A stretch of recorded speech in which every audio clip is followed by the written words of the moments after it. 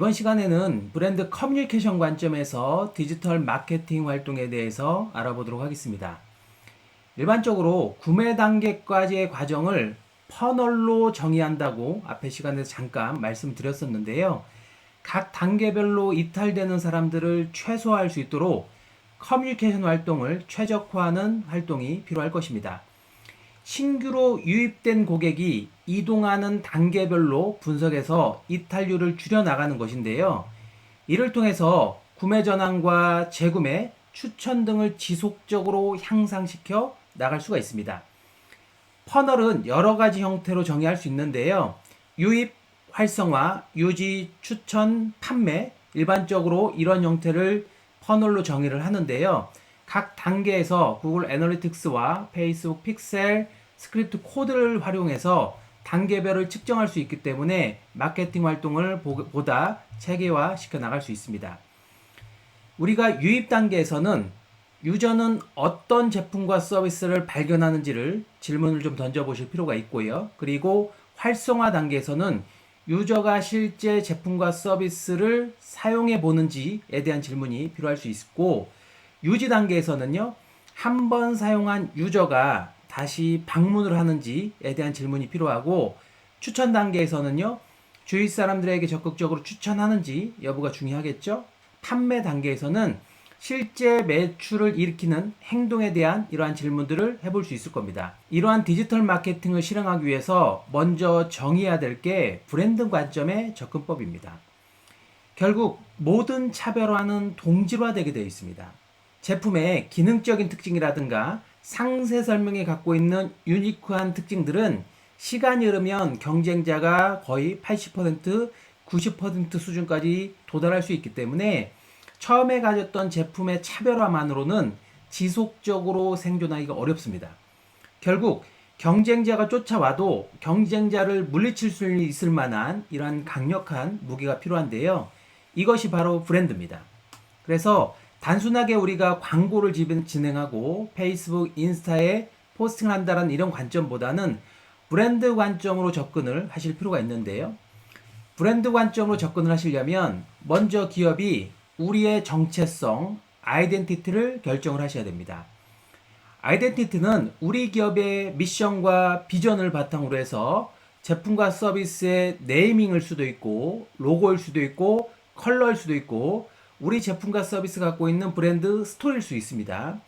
기업은 여러 가지 소비자 조사라든가 아니면 내부 직원들이 갖고 있었던 이러한 여러 가지 인사이트를 바탕으로 해서 우리 제품과 서비스의 정체성을 결정을 하죠. 그러면 우리가 제품과 서비스에 대한 아이덴티티, 정체성을 결정했다면 그것을 고객이 그렇게 인식을 하면 될 텐데요. 우리가 로고 예쁜 거 만들고 슬로건 멋진 거 결정한다고 해서 고객이 우리가 결정한 정체성, 아이덴티티를 그렇게 인식을 해줄까요? 물론 일부는 그럴 수도 있지만 대부분의 사람들은 그렇지 않을 겁니다. 결국 우리의 아이덴티티를 고객이 이미지화하기 위해서, 인식화하기 위해서는 반드시 실체적인 성능이 쫓아와야 되는데요. 이러한 것을 리얼리티라고 부릅니다. 브랜드는 제품 그 자체가 아니라 제품에 대해서 소비자가 알고 있는 지식들의 집합을 의미를 합니다. 브랜드와 관련된 직접 또는 간접 경험을 통한 학습의 효과로 결과적으로는 어떠한 인식이 형성된다라고 말씀을 드릴 수 있을 텐데요. 다양한 경험들을 좋은 기억과 지식들로 남길 수 있도록 활동을 계획하고 관리하고 통제하는 것이 우리가 일반적으로 브랜드 관리라고 부르는데요. 마케팅 관점에서 브랜드 커뮤니케이션이라는 것은 우리가 결정한 우리의 정체성을 고객이 그렇게 인식하도록 실제 제품을 만나는 접점에서 설계해주는 이러한 것들의 직접 경험이라 부릅니다. 예를 들어서 제가 어느 매장을 들어가면 문을 열고 들어가는 순간서부터 들려오는 음악 소리, 그리고 맡을 수 있는 향기, 직원의 접대 매너, 이러한 것들, 만나는 접점에서 어떤 경험을 줄 수 있는 것을 직접 경험이라고 하고요. 반대로 제가 어떠한 것을 구매하지 않아도, 특정 오프라인 매장을 가지 않아도 여기 한번 가보고 싶다, 이 음식 맛있겠네 라고 느끼는 지점들이 있습니다. 이러한 것들을 간접 경험이라고 부르는데요. 우리가 인스타그램, 블로그, 유튜브 같은 이런 시각적인 것들 혹은 텍스트를 읽고만으로도 우리는 어떤 흥미가 생기잖아요. 이러한 것들을 간접 경험이라 부르는데요. 디지털 마케팅은 우리 기업이 정의한 우리의 정체성 아이덴티티를 고객이 그렇게 인식하도록 도와주는 간접 경험 영역을 설계해 주는 것이라고 말씀을 드릴 수 있습니다. 결국 제품과 서비스 혹은 기업은 브랜드가 돼야 경쟁자가 유사하게 벤치마킹을 해도 지속적으로 생존을 할 수가 있는데요.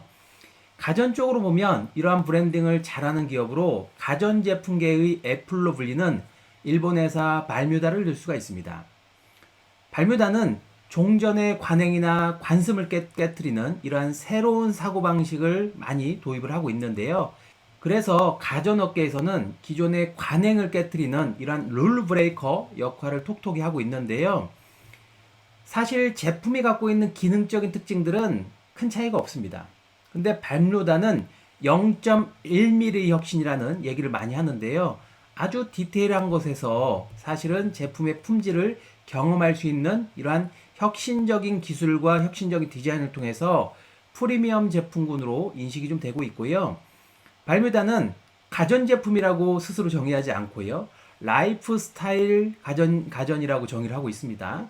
물론 말장난일 수도 있지만 가전제품이 어떤 본연적인 기능도 있지만 가구와 같은 이러한 것들도 충분히 달성을 할 수 있기 때문에 단순한 가전이 아니라 인테리어 소품 역할을 하는 기능도 좋지만 디자인도 뛰어난 회사 제품이 발뮤다라는 소비자 인식들이 좀 많이 있고요.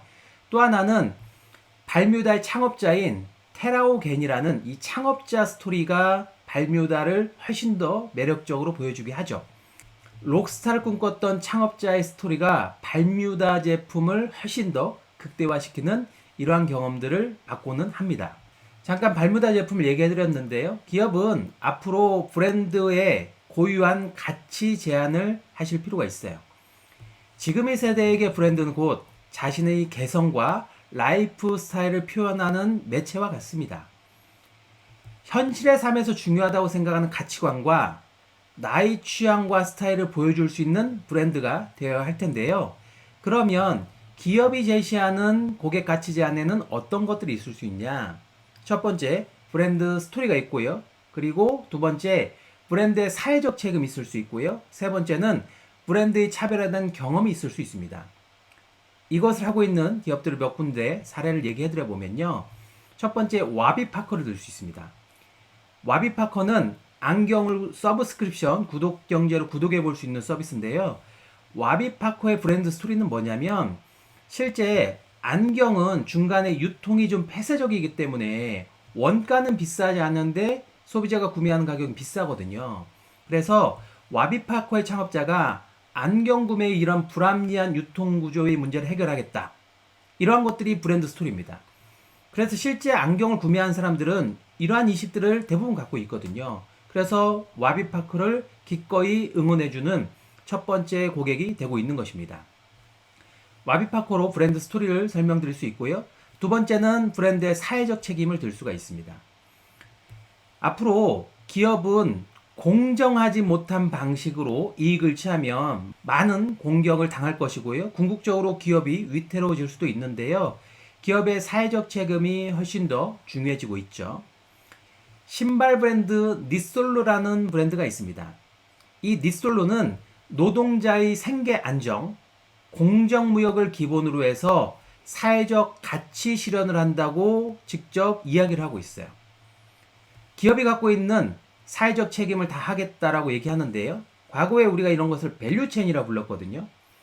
연구개발을 통해서 원재료를 갖고 와서 우리 기업에서 제조를 해서 물류를 통해서 유통을 시키고 마케팅을 통해서 판매하고 고객이 구매해서 폐기되는 이 일련의 흐름을 밸류체인, 가치사슬이라 불렀는데 최근에는 이 가치사슬 전 단계에서 기업의 사회적 책임을 훨씬 더 높은 수준으로 요구하고 있는 수준이기 때문에 앞으로 이런 기업들은 기업의 사회적 책임을 공표하고 그것을 실행하는 모습을 고객에게 보여줄 수 있어야 할 것입니다. 세 번째는 브랜드의 차별화된 경험이에요. 제품을 받았을 때 어떠한 경험을 제공할 거냐. 이때 이런 것이 이제 직접 경험이라고 앞에서 잠깐 말씀드렸었는데요. 신발 브랜드 올버즈라는 상품이 있죠. 올버즈는 신발을 친환경 소재로 만드는 기업으로 유명한데요. 올버즈는 신발 포장재에 들어가는 브랜드 가치를 담아서 배송을 해줍니다. 배송 박스를 열어보면 일반 신발보다는 40%가 적은 재료로 포장이 되어 있는 것을 확인할 수가 있고요. 그리고 그 포장지 안에 들어있는 골판지는 95%가 전부 다 재생 골판지를 쓰고 있고, 포장 전체는 100% 재활용이 가능한, 그래서 실제 기업이 갖고 있는 차별화된 브랜드 경험을 올버즈는 제공을 하고 있다고 볼 수 있습니다. 우리 기업이 디지털 마케팅을 하기 전에 우리 기업의 브랜드 스토리, 그리고 우리 브랜드의 사회적 책임, 그리고 브랜드의 차별에 대한 경험을 정의하셔서 이러한 것들을 고객이 그렇게 인식할 수 있도록 브랜드 관점으로 마케팅 활동을 진행을 하셔야 경쟁자가 모방을 통해서 따라와도 우리 기업이 더 프리미엄 브랜드로 안착을 할 수 있는 것입니다. 그러면 브랜드를 어떻게 정의할까? 이 부분을 좀 더 들어가 보면요. 일단 누구에게 판매할 건지에 대한 고객을 정의하실 필요가 있어요. 우리가 고객이란 얘기를 참 많이 쓰는데요. 사용자, 유저라고 부르죠. 사용자도 고객일 수 있고요. 그리고 돈을 지불하는 사람, 커스터머, 이러한 사람들을 고객이라고 정의할 수 있는데요. 사용자와 고객에 대한 명확한 정의가 필요합니다. 누구를 대상으로 하느냐에 따라서 비즈니스 모델과 서비스가 달라질 수 있기 때문인데요. 예를 들어서 지금은 상당히 많은 사용자를 확보한 오늘의 집이라는 애플리케이션 서비스를 들여다보도록 하겠습니다. 만약에 오늘의 집이 우리의 고객을 광고주로 잡았다면 실제 많은 이런 서비스들이 수익 모델로 광고를 잡거든요. 그러면 오늘의 집에 돈을 지불하는 사람들은 광고주잖아요. 우리 서비스는 그러면 광고주가 매력적으로 볼만한 고객 집단이 모여있는 서비스가 돼야지만이 광고주가 우리한테 광고를 줄 수 있을 겁니다. 반대로 오늘의 집이 우리는 광고를 통해서 돈을 버는 게 아니라 우리 오늘의 집 사이트에서 공동구매 형태로 일종의 커머스 형태로 돈을 번다고 하면 우리의 목표 고객은 우리 서비스를 이용하는 일반 소비자잖아요. 그러면 그 사람들이 오늘의 집에서 더 많은 컨텐츠를 이용하고 서로가 모여서 공동구매를 할 수 있는 컨텐츠 중심으로 서비스가 기획이 돼야 되겠죠. 표면적으로 보이는 서비스는 똑같을지 몰라도 고객이 누구냐에 따라서 안에 들어가는 서비스 기획이 바뀌는 거고요. 그것을 통해서 궁극적으로 수익 모델이 달라질 수 있는 겁니다. 유저, 사용자고요. 커스터머, 구매자입니다. 디지털 마케팅 관점에서는 돈을 누가 내는지 구매자 관점으로 접근을 하셔야 마케팅 활동을 보다 체계적으로 좀 접근을 할 수 있다라고 좀 말씀을 드릴 수 있고요. 실제 현실에 들어가 보면 사용자와 구매자가 다른 제품들이 생각보다 많이 있습니다. 예를 들어서 최근에 많이 쓰고 있는 이 쿨럭이라는 제품들이 있죠. 어깨라든가 무릎 같은 곳에 이렇게 마사지 할 수 있는 그런 제품들이 있는데요. 이 제품이 코스닥 상장사에서 만든 그 자회사에서 만든 제품인데요. 연매출액이 1,400억 정도 넘어가고 있는데 초기에는 나에게 쓰는 컨셉에서요. 5월 정도 되면 어머님 선물, 부모님 선물, 스승의 선물과 같이 실제 제품은 동일하지만 사용자를 좀 달리해서요. 마케팅을 진행을 하고 있거든요. 당연하게 부모님에게 선물하세요. 이러한 컨텐츠들은 상세 설명을 클릭하고 들어가 보면 부모님의 모습이 나와 있어야 전환이 나오겠죠. 반대로 운동을 열심히 하는 남성이 이러한 부상을 방지하기 위한 용도로 쓰고 있다라고 하면 그거에 맞는 광고 소재와 상세 설명이 뒤따라야 구매 전환이 높을 겁니다. 말씀드리고 싶은 것은 상세 설명을 하나 만들어 놓고 모든 사람들에게 설득할 수 있는 시대는 아니다라는 얘기입니다. 우리 제품을 여러 고객군이 쓸 수 있죠. 여러 고객이 쓸 수 있다고 가정을 한다면 상세 설명도 달라야 되고 그 상세 설명으로 고객을 유입시킬 수 있는 컨텐츠들도 전부 다 달라야 한다는 겁니다.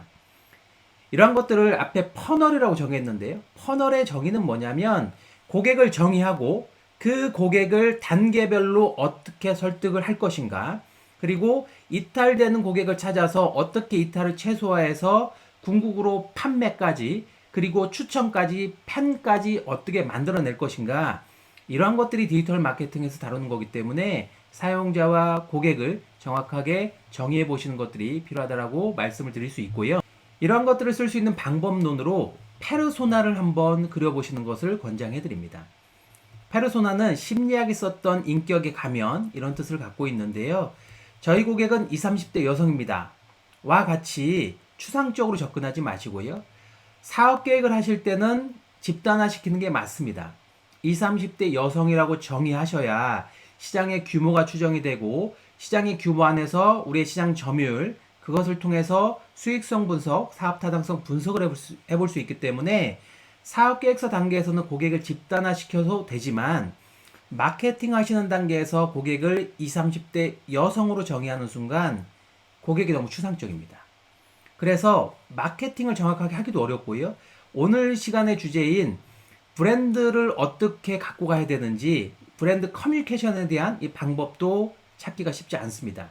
그래서 고객을 페르소나 단위로 결정을 해보시라는 건데, 저희 고객은 서울에 사는 35세 김수영 씨입니다. 결혼한 지 3년 됐고 맞벌이하고 있고 딸이 하나 있고, 이와 같이 우리 고객을 전부 다 한번 그려보시고요.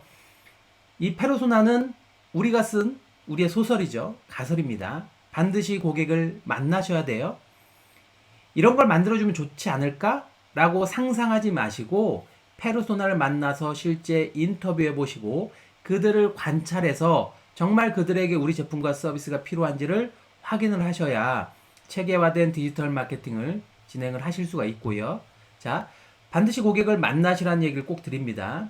실제 해보시면 페르소나가 나인 경우에 성공 확률이 가장 높아요.